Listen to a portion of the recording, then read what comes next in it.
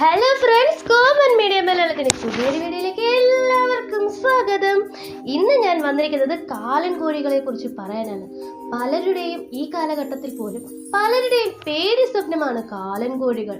എന്താണ് അതിനെക്കുറിച്ചുള്ള യാഥാർത്ഥ്യമെന്ന് നിങ്ങൾക്കറിയണ്ടേ? എങ്കിൽ ഞങ്ങളുടെ വീഡിയോ ഫുള്ളും സ്കിപ്പ് ചെയ്യാതെ കാണുക. ഇഷ്ടപ്പെടുകയാണെങ്കിൽ ലൈക്ക് ചെയ്യാൻ മറക്കരുത്. പിന്നെ കമന്റ് ചെയ്യുക, ഷെയർ ചെയ്യുക. ഇതുപോലുള്ള ഇൻട്രസ്റ്റിംഗ് ആയിട്ടുള്ള വീഡിയോസ് ഇനിയും കാണണമെങ്കിൽ ഞങ്ങളുടെ ചാനൽ സബ്സ്ക്രൈബ് ചെയ്ത് കൂടെയുള്ള ബെൽ ബട്ടൺ കൂടി അനേബിൾ ചെയ്യുക. അപ്പോൾ പിന്നെ നമുക്ക് വീഡിയോയിലോട്ട് പോകാം.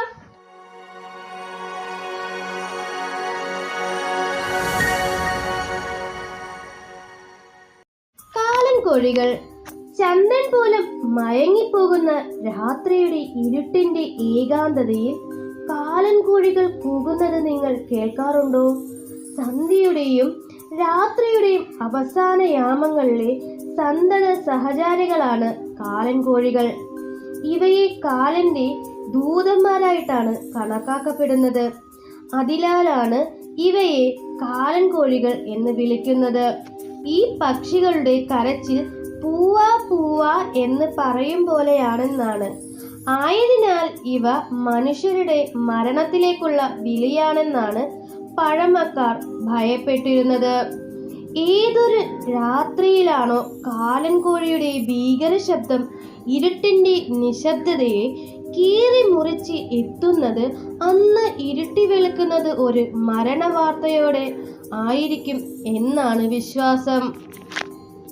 അതുകൊണ്ട് തന്നെ ഇവയുടെ ശബ്ദം കേട്ടാൽ മരണത്തെ മറികടക്കാൻ വേണ്ടി പ്രാർത്ഥനയോടെ ഇരിക്കുമായിരുന്നു. അല്ലെങ്കിൽ ഇവയെ വെളിച്ചം കാട്ടി ഓട്ടിക്കാറാണ് പതിവ്. ഇതിന്റെ ദൃഷ്ടിയിൽപ്പെട്ടാൽ തന്നെ മരണം ഉറപ്പാണെന്നാണ് ചിലരുടെയൊക്കെ വിശ്വാസം. മോട്ടിൽഡ് വുഡ് ഔൾ എന്നാണ് ഇവയുടെ ഇംഗ്ലീഷ് പേര്. ഇതുവരെ കണ്ടെത്തിയിട്ടുള്ള 14 മൂങ്ങ ഇനത്തിൽ ഉൾപ്പെടുന്ന ഒരു പക്ഷിയാണ് കാലൻ കോഴികൾ. എന്നാൽ ഇവ മൂങ്ങയേക്കാൾ വലിപ്പമുള്ളവയാണ്.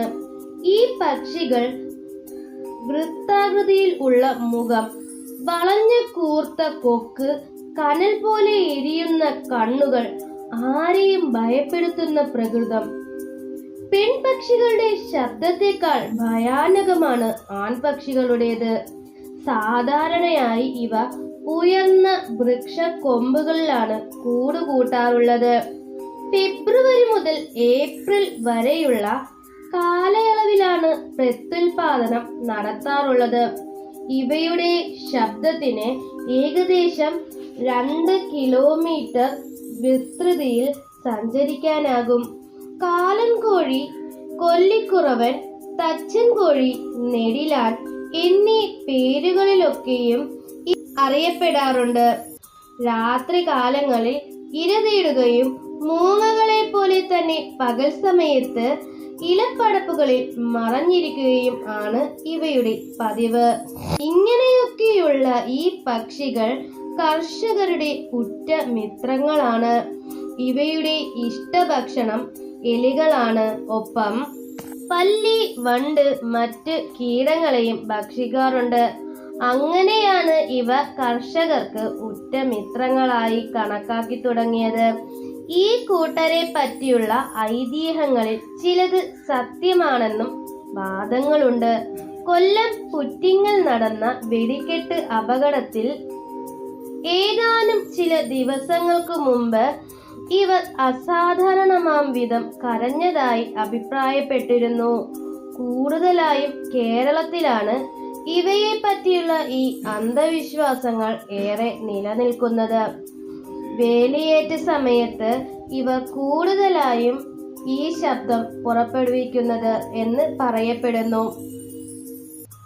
വേലിയേറ്റം മൂലം അന്തരീക്ഷത്തിൽ ഉണ്ടാകുന്ന വ്യതിയാനം കാരണം കുട്ടികൾക്കും മുതിർന്നവർക്കും ശ്വാസതടസ്സം പോലുള്ള അസുഖങ്ങൾ കൂടുതലായി അനുഭവപ്പെടുകയും അതുമൂലം അത്യാഹിതങ്ങൾ സംഭവിക്കുകയും ചെയ്യുന്നു.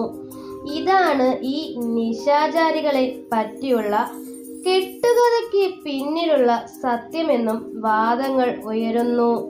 സത്യമെന്തായാലും ഈ 21ാം നൂറ്റാണ്ടിലും കാലൻ കോഴി അതിൻ്റെ ഭീകര ശബ്ദത്തെയും ഭയന്ന് ജീവിക്കുന്നവർ നമ്മുടെ ഈ കൊച്ചു കേരളത്തിൽ ഏറെയുണ്ട്. അവർക്ക് ഈ പാവം പക്ഷിയുടെ കരച്ചിൽ എന്നും മരണത്തിൻ്റെ വിളി തന്നെയാണ്.